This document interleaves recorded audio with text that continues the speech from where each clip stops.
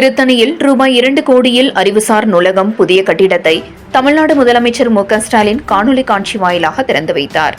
இந்நிகழ்ச்சியில் அமைச்சர் காந்தி, அரக்கோணம் நாடாளுமன்ற உறுப்பினர் ஜெகத் ரட்சகன் ஆகியோர் நூலக கட்டிடத்தை இணைந்து பார்வையிட்டனர்.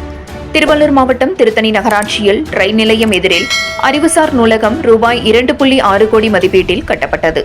இதனை தமிழ்நாடு முதலமைச்சர் மு.க.ஸ்டாலின் காணொலி காட்சி வாயிலாக திறந்து வைத்தார். இந்த அறிவு சார்ந்த நூலகத்தை பார்வையிட்டார் தமிழ்நாடு கைத்தறி துணிநூல் துறை அமைச்சர் ஆர். காந்தி.